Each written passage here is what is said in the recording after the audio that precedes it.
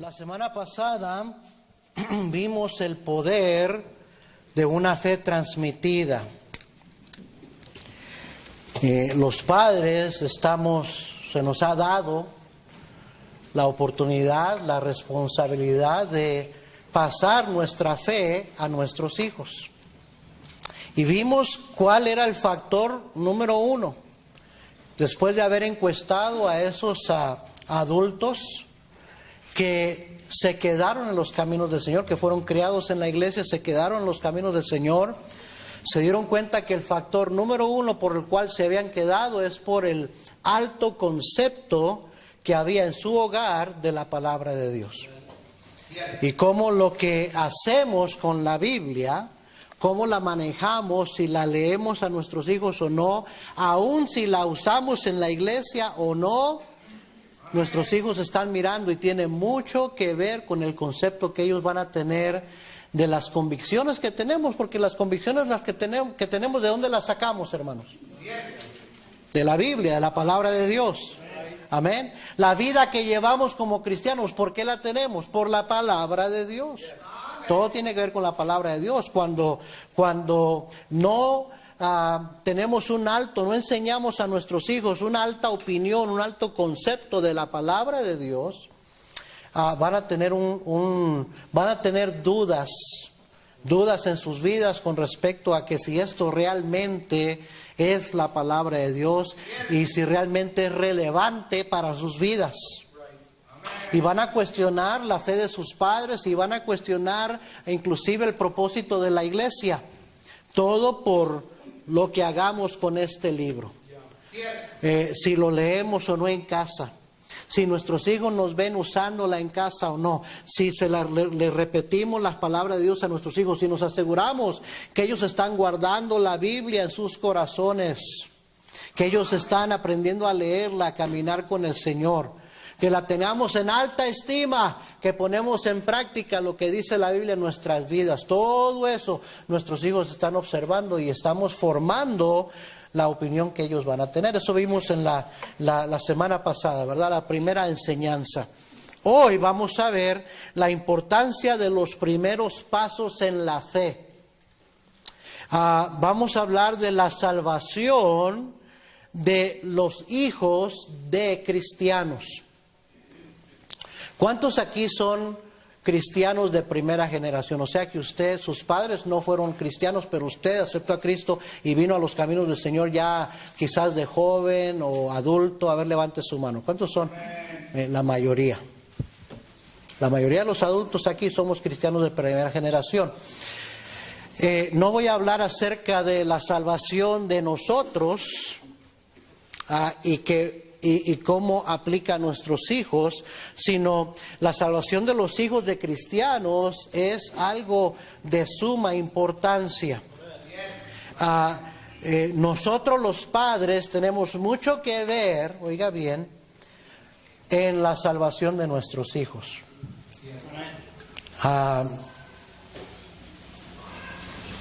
La mayoría de nuestros padres no tuvieron tanto que ver en nuestra salvación. Vinimos a conocer a Cristo ya de jóvenes adultos o adultos, porque alguien nos testificó, alguien nos invitó y por providencia de Dios, ¿verdad? Nos acercamos a los caminos del Señor y escuchamos y creímos y fuimos salvos y el Señor transformó nuestras vidas. Pero nuestros hijos han crecido en un hogar cristiano. Pero ¿sabe qué? Ellos necesitan ser salvos también. Entonces vamos a hablar acerca de la salvación de los hijos de cristianos. Antes que nada, déjeme reforzar que la salvación es obra de Dios por completo, no es obra de hombres. Amén, hermanos. La salvación es algo que Dios hace y solo es por gracia. Amén, no es por obras, es por gracia. O sea que es algo que Dios hace en la vida de una persona. Dios le otorga la salvación por gracia a todo aquel que recibe a Cristo como su Salvador, tiene la fe en Cristo Jesús. No hay nada que podemos hacer nosotros para ser salvos. No hay nada que hicimos nosotros los padres para ser salvos y en realidad no hay nada que podamos hacer para que nuestros hijos sean salvos. O sea, eso va a ser entre ellos y Dios. Oiga bien esto. La salvación es únicamente por medio de la fe en Jesucristo. Y esto es una decisión y experiencia personal. Amén. Le acabamos de leer la experiencia de Pablo, de Saulo. ¿Sí o no? Acabamos de leer cuando Saulo fue salvo y se bautizó. ¿Sí o no? Amén, hermanos. ¿Están conmigo o no? Ahora, ¿quién fue salvo de la misma manera que Saulo? Levante su mano.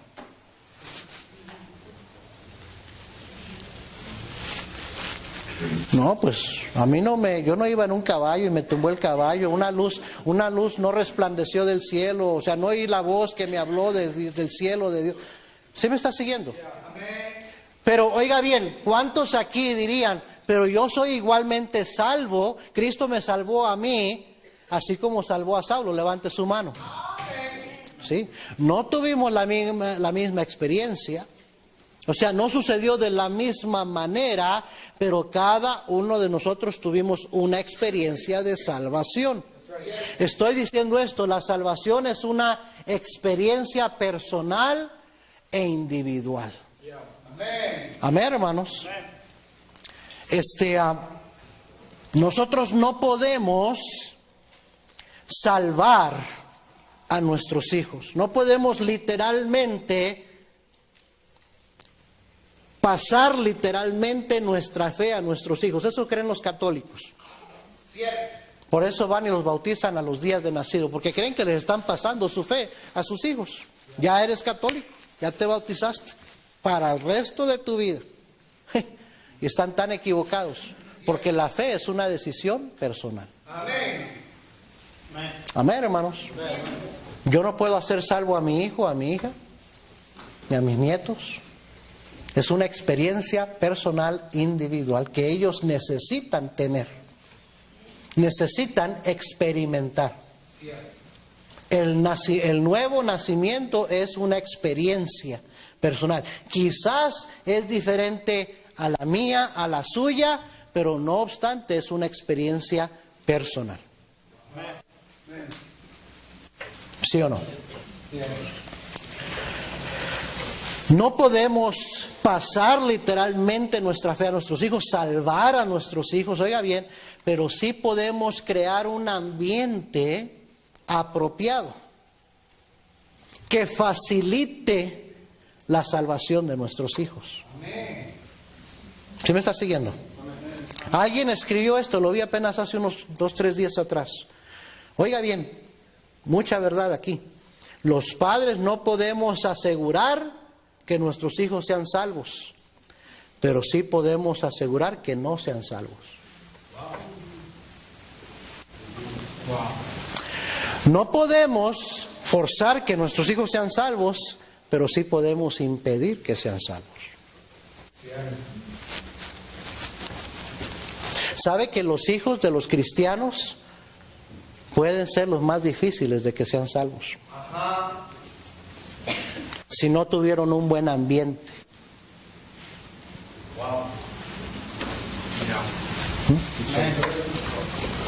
Pueden inclusive creer que fueron salvos y no ser salvos.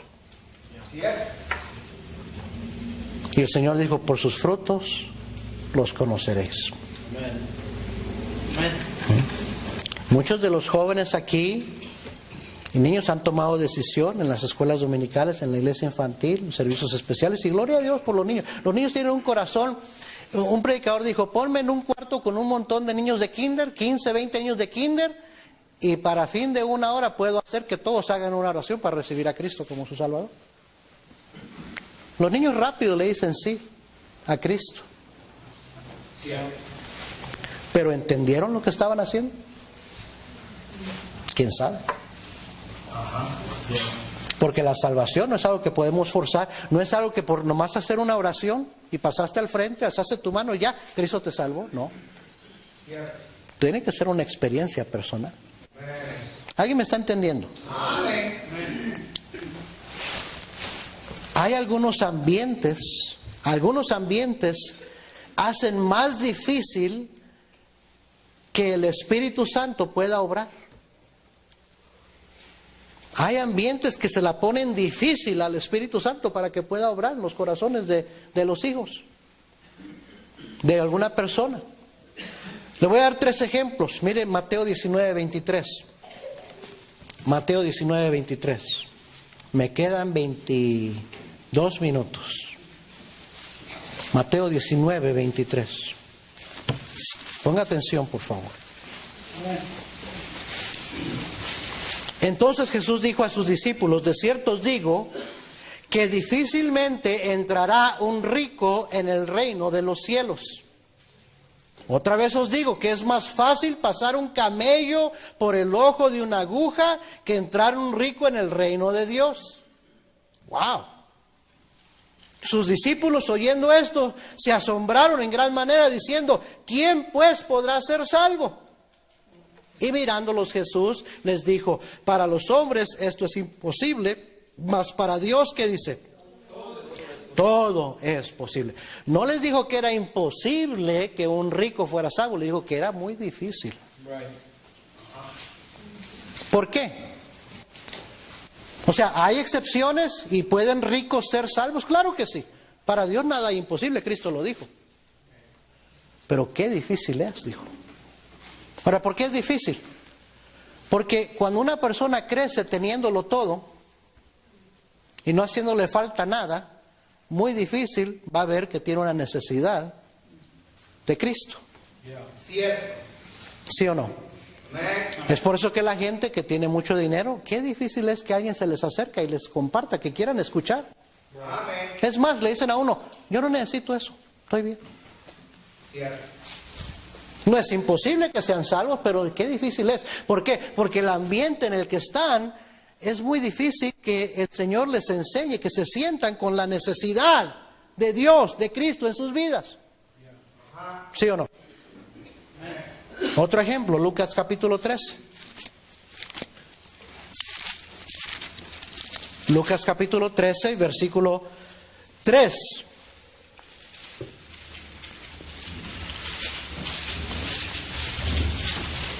¿Ya lo encontraron? No vamos a entrar en el contexto de esos versículos, más quiero que una aplicación aquí. Os digo, no, ese es Cristo hablando. Antes, si no os arrepentís, todos ¿qué? Pereceréis igualmente. En el versículo 5 repite lo mismo: os digo, no. Antes, si no os arrepentís, todos pereceréis igualmente. ¿Qué está diciendo Cristo? La falta de arrepentimiento, una persona, cuando el pecado está bien arraigado en la vida de una persona y no lo quiere dejar, la Biblia dice claramente que el pecado endurece el corazón. Y el ambiente que está no lo deja ser salvo. ¿Me está siguiendo? Porque está indispuesto a dejar su pecado. ¿Sabe que para ser salvo tiene que arrepentirse? Ahora, el arrepentimiento no es lo único que necesita para ser salvo. Necesita la fe en Cristo. Hay mucha gente arrepentida ahorita mismo de algo que hicieron. Alguien dijo: la cárcel está llena de gente arrepentida, pero no quiere decir que son salvos.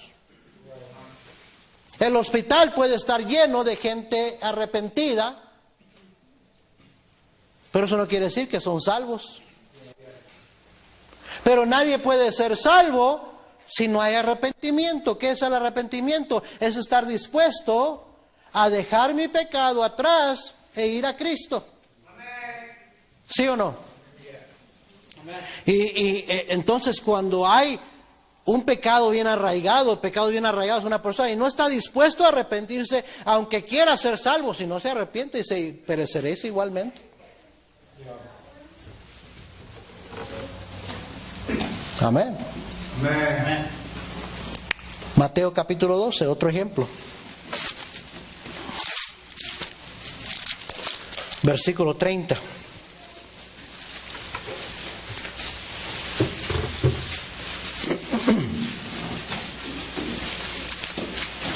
¿Ya lo encontró?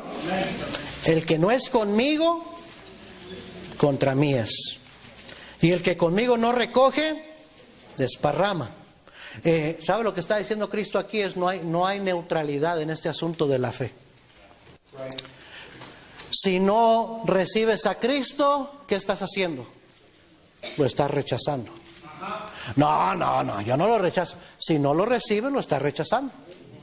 Cristo dijo, el que no es conmigo, contra mí es. El que conmigo no recoge, desparrama. O sea, no puedes decir, no acepto a Cristo, pero tampoco lo rechazo. Yo estoy aquí en medio. No hay punto medio. O recibes a Cristo y estás puesto tu fe en Él, siguiéndole a Él, o estás en contra de Él. Él dijo eso. ¿Sí o no? Amén, hermanos. Cuando una persona vamos y le testificamos de Cristo y le compartimos el plan de salvación y llegamos al punto de decisión y le decimos, ¿le gustaría a usted recibir a Cristo? Ahorita no. Ok, está bien. Entonces usted está rechazando a Cristo. No, yo no lo rechazo. Nomás que ahorita no quiero recibirlo. Sí, ¿cómo no? Al decir no quiero recibirlo, lo está rechazando. A ver si tiene otra oportunidad. A ver si no se muere antes y ya va a ser demasiado tarde. Ojalá que el Señor le dé otra oportunidad. Pero ahorita usted le rechazó. Al no querer aceptarlo. Cristo dijo, el que no es conmigo, contra mí es. Amén. Y luego dice el versículo 31, por tanto os digo, todo pecado y blasfemia será perdonado a los hombres, mas la blasfemia contra el Espíritu no les será perdonada. A cualquiera que dijere alguna palabra contra el Hijo del Hombre, o sea, contra Cristo, le será perdonado, pero el que hable contra el Espíritu Santo no le será perdonado, ni en este siglo, ni en el venidero. ¿Sabes lo que está diciendo Cristo? Hay pecados que te van a condenar y no vas a poder salvarte porque el Espíritu Santo es el que está trayendo convicción de pecado, y blasfemar contra el Espíritu Santo es negar, rechazar lo que el Espíritu Santo te dice. Así es.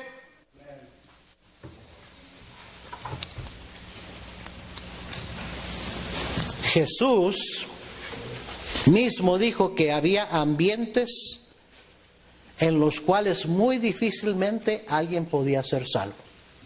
¿Sí o no? Ahora, como padres, debemos crear el ambiente propicio. Mi trabajo no es salvar a mi hijo, salvar a mi hija. Mi trabajo es crear un ambiente propicio en el cual Dios pueda obrar en su corazón para que un día le entregue su vida a Cristo. Eso sí es mi trabajo. Ese es su trabajo, papá y mamá. Crear un ambiente en su hogar, en su casa, no ponérsela difícil al Espíritu Santo, sino crear un ambiente que sea propicio, donde fácilmente el Espíritu Santo pueda obrar en su hijo. ¿Sí me está siguiendo, hermano? Mire Lucas capítulo 8.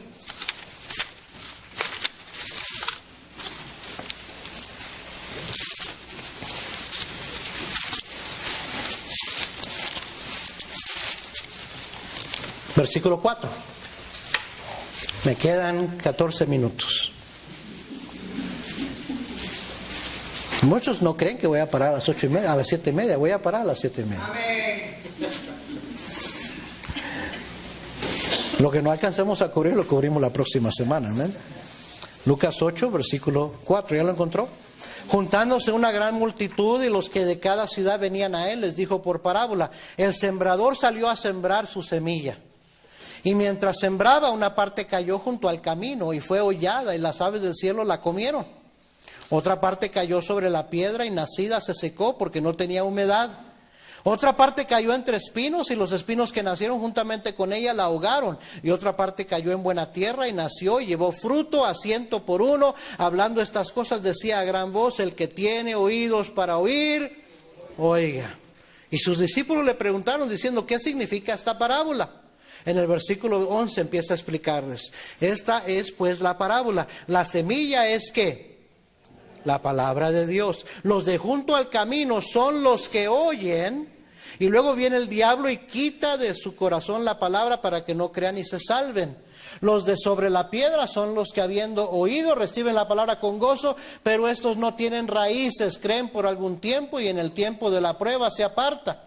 La que cayó entre espinos, estos son los que oyen, pero yéndose son ahogados por los afanes y las riquezas y los placeres de la vida y no llevan fruto. Mas la que cayó en buena tierra, estos son los que con corazón bueno y recto retienen la palabra oída y dan fruto con perseverancia. Dije al principio, hermanos, ¿dónde quiere que sus hijos estén cuando tengan 25, 30, 35, 40 años de edad? ¿Qué quiere para ellos? ¿Quiere que ellos estén todavía en los caminos del Señor? ¿Quiere que ellos sean cristianos, que están viviendo para el Señor, que son fieles al Señor, que están envueltos en su iglesia, en una buena iglesia, ocupados, viviendo para Cristo? ¿Quiere eso o quiere que anden fuera de los caminos del Señor? ¿Qué quiere usted para sus hijos? Una cosa es que vengan a la iglesia cuando usted los trae, están chiquitos, pero los niños no se quedan chiquitos para siempre, van a crecer. Y muchos nada más tienen cierta edad y se apartan de los caminos del Señor y no hay nada que puedan hacer los padres para retenerlos. El tema de esta serie es reteniendo a la siguiente generación. Estamos perdiendo a la siguiente generación. Pero gloria a Dios que sí hay muchos que se quedan en los caminos del Señor. Y que se casan y con sus familias siguen envueltos en los caminos del Señor. Gloria a Dios por esos. Eso quiere decir que sí se puede hacer, que sí es posible retener a la siguiente generación. Pero no va a suceder por accidente, no va a suceder por casualidad, no va a suceder porque usted lo desea. Y aunque sí es bueno que usted ore por sus hijos, no va a suceder nada más porque usted ora por ellos. Usted tiene que esmerarse, trabajar en crear un ambiente propicio, adecuado, en el donde el Espíritu Santo pueda trabajar en las vidas de ellos. Vuelvo a repetir, como padres no podemos salvar a nuestros hijos, no podemos forzar a nuestros hijos que sean salvos, no podemos literalmente meterles nuestra fe, pero sí podemos impedir con nuestros hechos, nuestro testimonio, nuestro comportamiento, ser un tropiezo, impedir, ponérsela difícil al Espíritu Santo para que no haga una obra en sus vidas. Ojalá que esté captando esto. Eso es la introducción nada más. Aquí parábola del sembrador nos está describiendo 4 terrenos, 4 ambientes. ¿Sí o no? 4 terrenos. Son 4 tipos de oyentes, pero también representa 4 ambientes. El primero era tierra donde no cayó la semilla, pero no quedó sembrada. No era una tierra preparada. Voy a estar hablando más sobre esto la próxima semana. ¿Sabe que para que la semilla quede sembrada en un jardín, en un campo, hay que preparar la tierra? Mi trabajo no va a ser que la semilla produzca fruto, eso el Espíritu Santo lo va a hacer, pero mi trabajo sí puede ser preparar la tierra. Cierto. Bueno. Amén. Amén. Y muchos padres es ahí donde están dejando caer la pelota. No están preparando el terreno. Y la semilla nomás queda por encima. ¿Y sabe lo que pasa? Viene el diablo y la arrebata. Y semana tras semana usted puede estar viniendo a que se trate de sembrar la semilla en el corazón de sus hijos y nomás queda por encima. Y no se siembra porque el corazón está duro. Porque la tierra no está preparada. Y no importa que tenga 5 o 10, que los mande a campamentos, a conferencias, para acá y para allá. Pero si usted no ha trabajado en que el campo, la tierra del corazón de su hijo esté lista, la semilla nomás va a quedar por encimita y el viento se la va a llevar. Bueno. El segundo terreno dice literalmente que cayó entre pedregales. Duro. También por encimita, no echó raíz y por eso son de corta duración. No se quedan. No se quedan. Y podemos verlos ahorita, niños lindos aquí, queriendo cantar al Señor. Y cuando están cantando el corito en la escuela dominical, la Biblia es el libro de mi Dios. En ella solo confío, Dios. La Biblia. Y los niños contentos, gritando, levantando su Biblia. Y para los 14 y 15 años tienen una cara de apatía, de indiferencia. No quieren leer su Biblia, no quieren orar, ni quieren venir a la iglesia.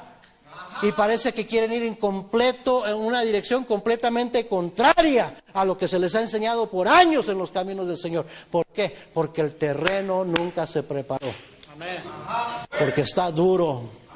Y la semilla nomás no queda sembrada. Y si no queda sembrada, no va a producir nada, no va a pasar nada. Fruto en el corazón de mi hijo, de mi hija, eso es obra de Dios, en su corazón. Pero si es mi trabajo, y más vale que yo tome en serio mi trabajo de preparar el terreno, el ambiente, donde se pueda quedar la semilla sembrada para que produzca algo en la vida de mis hijos. Amén. Amén.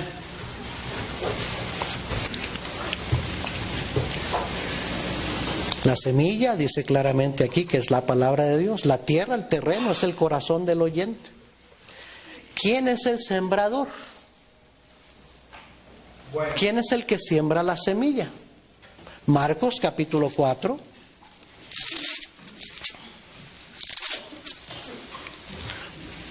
Marcos capítulo 4, versículo 14. Aquí está la misma parábola explicada un poquito diferente.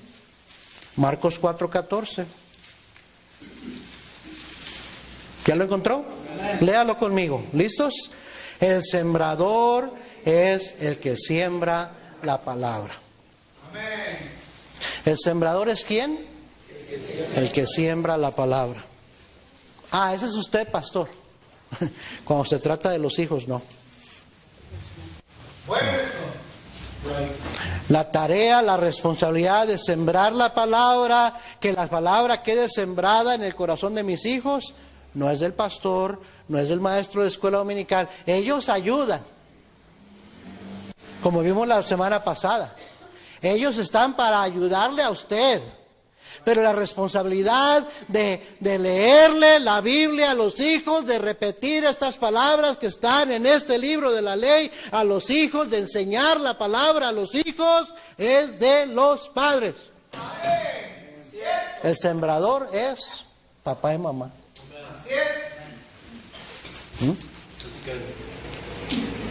Amén, hermanos.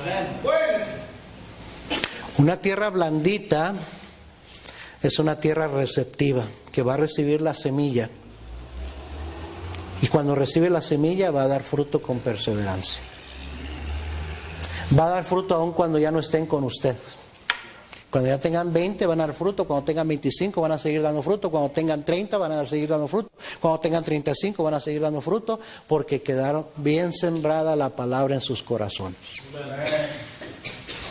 Pero la semilla, la semilla no quedó sembrada, no se va a ver fruto. Se van a apartar.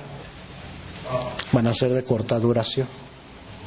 ¿Cuántos creen que el cristianismo es algo de corta duración o es algo de toda la vida? ¿Qué cree usted? ¿Qué es, hermanos? ¿De corta duración o es para toda la vida?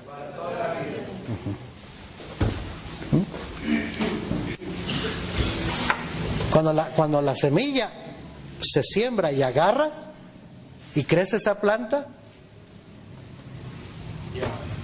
Amén. va a seguir dando y va a seguir dando fruto.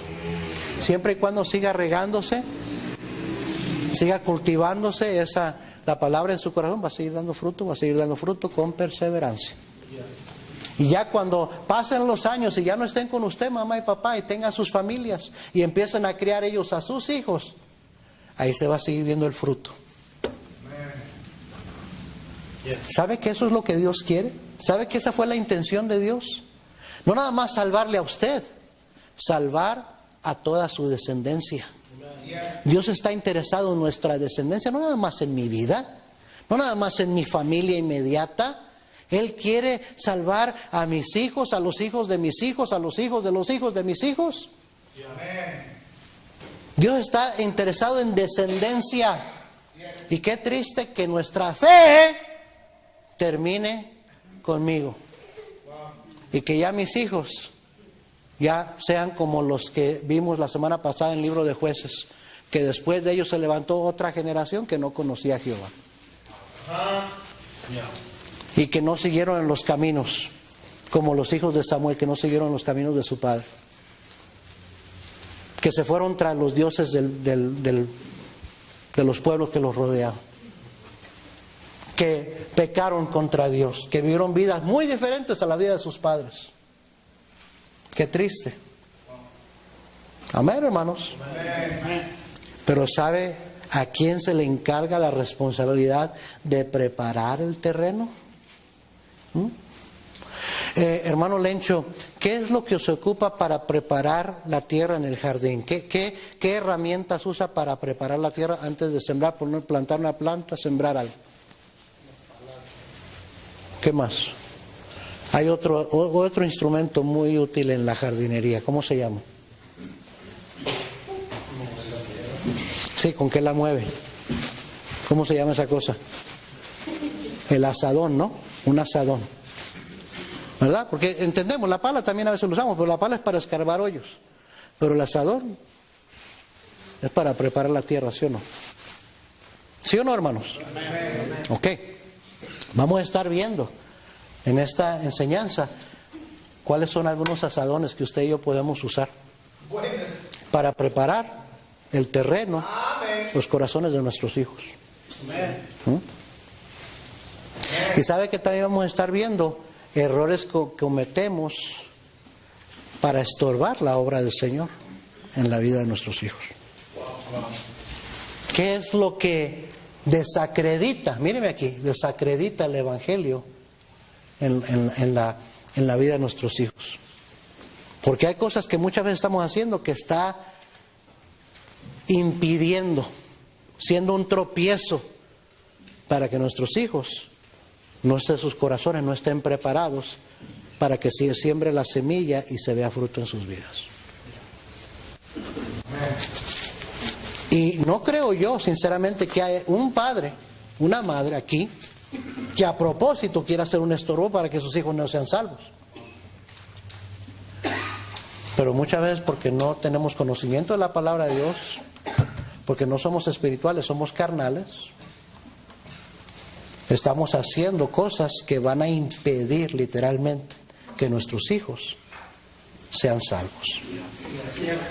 Y ay de nosotros, dice la Biblia en Ezequiel, si el pecador no se arrepiente, perecerá, morirá, y su sangre demandaré de tus manos. Si tú no le advertiste, si tú no le enseñaste, si tú no hiciste lo que tenías que hacer, su sangre demandaré de tus manos. Dios nos va a hacer responsables, papá y mamá. Dios nos hace responsables de que nuestros hijos sean una generación para el Señor.